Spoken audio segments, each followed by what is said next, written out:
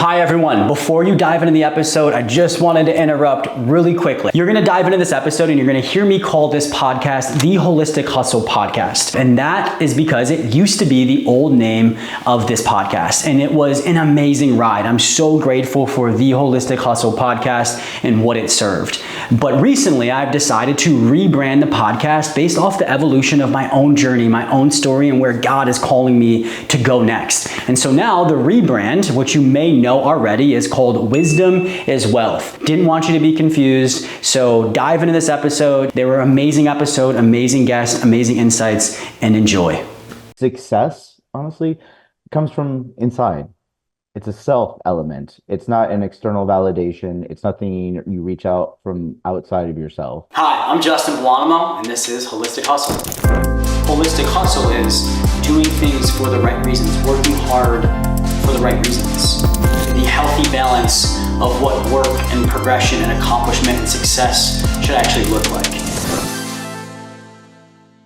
Welcome back to another episode of the Holistic Hustle Podcast. And I'm extremely excited today. I have an incredible guest who is like literally my brother, not the dude stuff, not the bro, but like he's my brother. We just have different parents is what I've decided. And so my guest today is Ervin, who I'm going to say a few awesome words about after I read his incredible bio here. And then we're going to dig into some juicy questions today. And he's just such a beautiful source to be able to come on to this podcast to pour into our audience for so many reasons. So I'm illiterate, so bear with me as I probably fumble through his bio here and mispronounce a few things, but I'm going to read this off and then we'll go from there. So my boy Ervin is a life and mindset coach hailing from Jacksonville, Florida. Casey believes there is a unique greatness in all of us, something more we are all aiming to achieve, like purpose, passion, fulfillment, and a better version of ourselves. But we often get caught up in our own stories, our own traps, and our own limitations. His mission is to empower and inspire by challenging others to grow, pushing the limits of what's possible, and approaching life with an unyielding passion so that we can actually achieve our goals, thrive in the pursuit of that potential, become more, and thus inspire others in the process. Casey is a product of his product. He believes in coaching because he has subscribed to over 1,000 hours in his own coaching and still subscribes to coaching, right? Because he believes that great coaches have great coaches, which is just so true. Casey says coaching changed his life. It taught him new ways to think, to process, and to feel, creating one of the most important positive impacts on his life. In this process, it revealed some of his own gifts for coaching, creating the desire to want to give back, to create positive impact and add value to other people's lives. Purpose, passion, and fulfillment are things that Casey is huge on. And in his free time, Casey enjoys living life, sharing his passions with others by sailing, scuba diving, flying, and he even has his own pilot's license, right? Long romantic walks on the beach with his French bulldog. I keep adding that part in there. Or just sharing thoughts and ideas over a cup of coffee, which we have done plenty of times, and we have done many other things together too as well. And so Casey and I have only known each other for a year, but it might as well be 30 years because of what we have done in that year. And so we're honored to have Casey as a client at JFF, but most importantly and most impactfully, Casey and I share, a life coach ourselves by the name of Jay Kaufman. And I first met Casey, dude, it's about to be a year, which is crazy, in a couple of days. Coming up. Yeah. And we shared an incredible men's retreat experience that Jay Kaufman threw about a year or so ago at Zion National Park. And an incredible amount of things went down for all of us. But the most impactful thing, or one of the most memorable things I can think that I shared with Casey, was at this retreat, Jake had me stand up and talk to somebody about what I resented my dad for. And so just growing through childhood traumas was the idea of the exercise. And Casey volunteered himself to stand literally maybe a foot or two in front of me, look me dead in my eyes, and pretend like he was my father so I could have a physical being to tell him what I resent him for. And while that was very tough for me, I can't imagine how tough it was for Casey to be able to fulfill that role, not even just from being a body, but just every time he caught me crying or caught me, I don't want to say slipping, but getting weak or something where he knew that he needed to be strong for me. I felt that in his eye connection with me and the energy he carried and the big ass hug that he gave me at the end. And so that right there just solidified that like our souls will be intertwined for the rest of our lives, no matter what capacity of relationship and coaching we carry. And from then forward, there was no going back and the impact that we were going to have on each other's lives and have on this world together. And so when I decided to create this podcast, aside from that incredible interaction that I had with him and many more, Casey just embodies what it means to be a good man, a holistic man, right? And Casey has had some incredible success in the past and he continues to. He's probably one of the most successful people I know.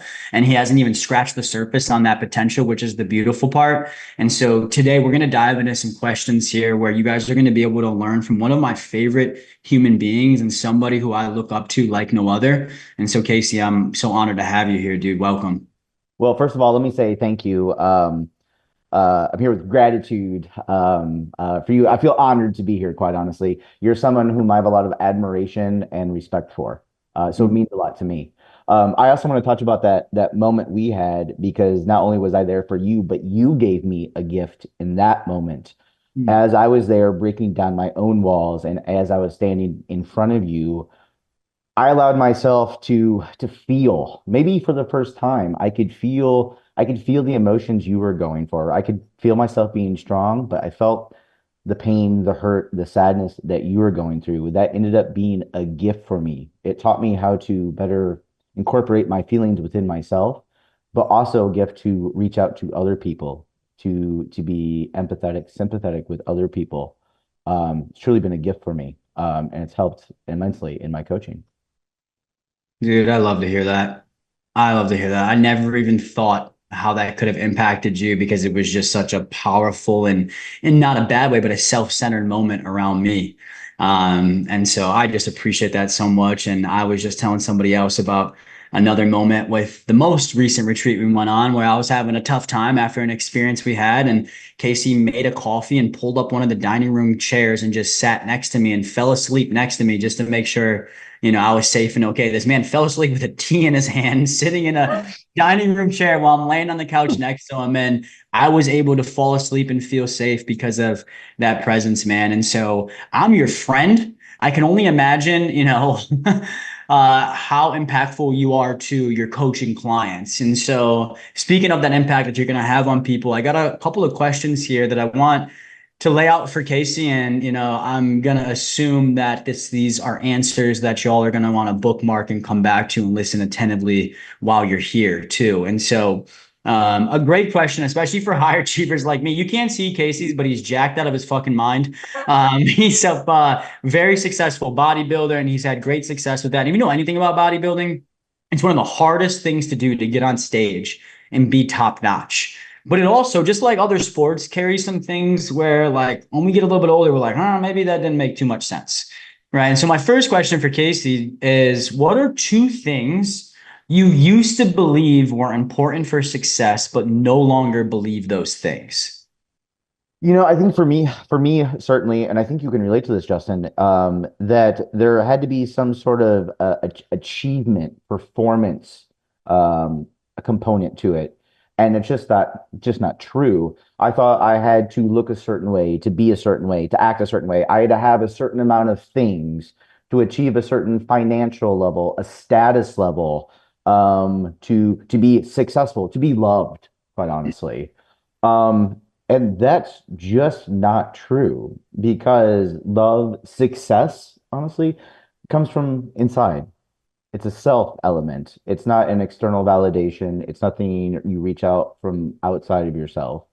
You can't give yourself of more of what you already are. Mm, So that was probably the biggest lesson, the hardest lesson for me. I've spent 30 plus years of my life trying to accomplish and achieve in search of success and love. And it felt like the goal line was always moving, right? I would never get it. Once I got one thing, then there was something else. Once I got that, then there was something else. It left me with a lot of emptiness, this void I could just never fill. mm. You can so relate to that. I think that was probably one of the biggest things that we related on when we first met. Like when you and I first met, we had achieved a whole shit ton and we're just like, huh, this might not be the answer. Yeah, we Right? could we could share our list of accomplishments, and they're outstanding, and I'm proud of all of them. But Sure. we could look at each other, and I think in those moments you could see the pain, the emptiness, the lack of fulfillment we had, and it left us puzzled. Like everything we thought we knew. What if we climbed a tall ladder? That's great. What if it's against the wrong building? Uh-oh.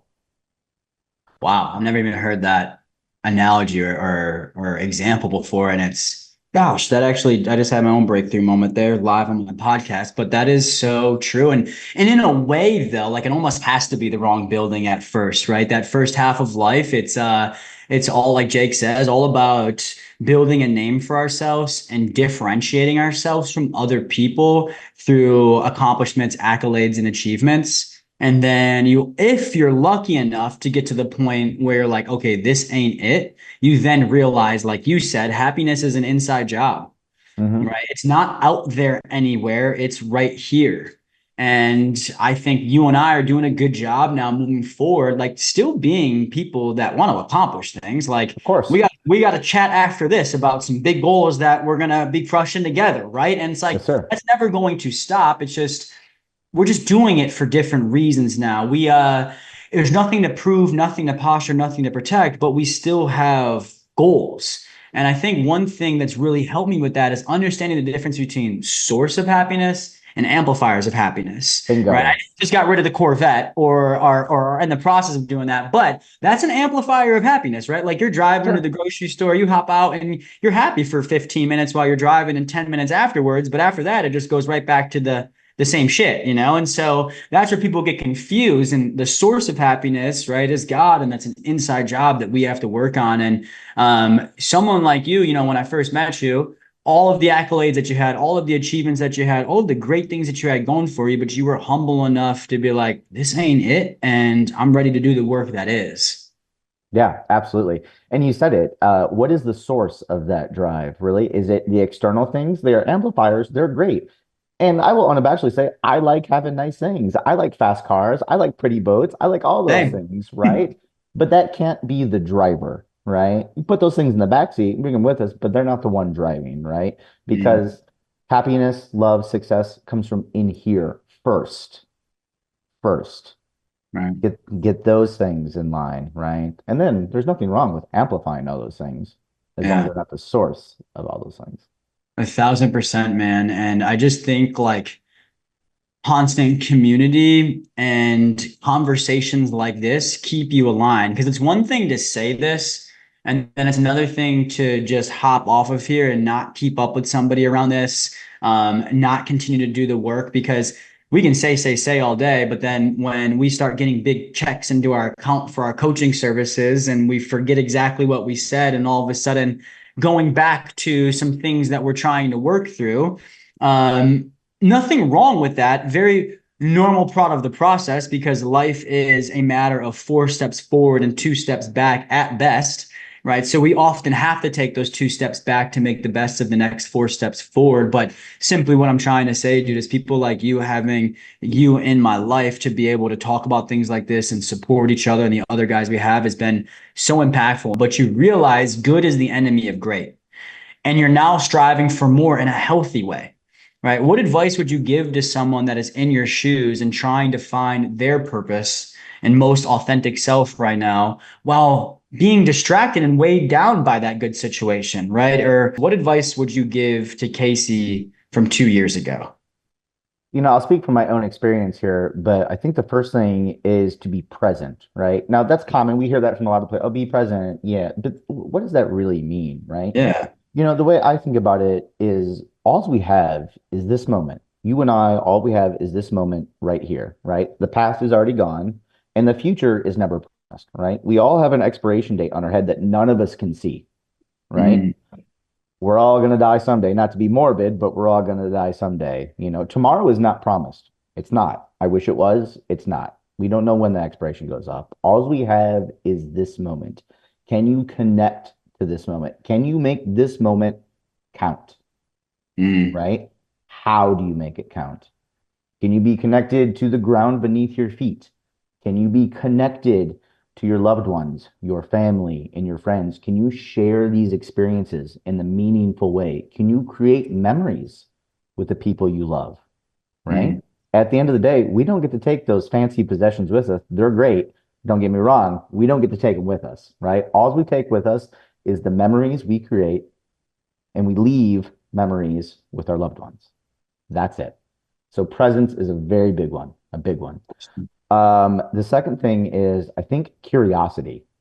I mm, think this concept of curiosity literally changed my life. And I will credit one of my very first coaches. His name is Chris Goodman. He taught me to be curious, mm, right? If you're curious, you cannot be judgmental, right? If you're curious, you are open to not only giving, but you are also open to receiving. That will change your life, right? So we're talking about success. What is success? Well, let's use curiosity. What is success? mm, What does success look like? Better question. What does success feel like? If we chase the what does it look like? Well, it looks like a Corvette and a sailboat, and a big house and a pool and a couple dogs, maybe. Okay, there's nothing wrong with that. What does it feel like? damn. Well, you know what? It's that warm feeling I get when I, connect to when it's Christmas time and my mom and dad, my sister and my nephews are here and we're all sharing stories and we're feeling loved. It's that feeling of connection I get connecting with my brothers, right? Telling about stories about how we've impacted our lives, made a difference in each other's lives, made a difference. Both of us are making difference in other people's lives. That Mm, feels good. That is success to me. That mm, feeling, that is what I'm striving for. damn. So be curious about what's happening in your life, not just with success, but what if you use curiosity in all aspects of your life? What could happen? What is possible for you? Mm. What do you want to create? What do you want to feel? Make it count. Good questions. Such good questions. Gosh, I should have took notes so I could stay organized because I have a lot of thoughts here. But I kind of was getting the chills a little bit because it's everything I need to hear personally too as well. And I never really realized when you start a podcast, you're just going to get coached by some incredible people that you're calling guests. So I think that was so spot on with the curiosity because you posed a lot of good questions. And one of my favorite quotes is the quality of your life is a direct reflection to the questions that you ask yourself. And I've never really heard it though, like attached to curiosity. And I think that that's so fantastic just to be able to, for us to be curious about what is possible. I remember one time, maybe it was about 6 months ago, and I caught myself getting into like a scarcity mentality. It happens from time to time. I've got Yeah, traumas and wounds from the past. And I took my notebook out on the back deck and I journaled about what are all the things that could possibly happen over the next 30 days. Like, what if all of these happen? I put them all on paper. Not all of them happened, but a good portion of them did. Right. And I have to believe that I'm not sure if that would have happened if I didn't get curious and didn't ask those questions and didn't allow myself to go there, which I think yeah. is just so awesome. And that tied into like, I love how you said something about a physical feeling. All right. So just a little bit of story time, and I promise you we'll get back on track with the questions. But we were in Deep Creek, Maryland for Thanksgiving with my wife's family. And my brother-in-law, Lauren's little brother, and I went to the grocery store on, I think it was Thanksgiving Day to pick up a last few couple of things. And he's 20 years old, beyond his years, but, still 20 years old and, still maybe comes with some conditioning from the past. Right. And, there was a woman in front of us. Long story short, her credit card gets denied. And I just immediately got this feeling, right, that I just thought that God was telling me to act on it and help. And so I was like, no worries, like I'll take care of it. And so took care of it. We walk out and it's quiet in the car for like 2, maybe 3 minutes. He's driving when we're leaving the grocery store. And I could tell something's on his mind.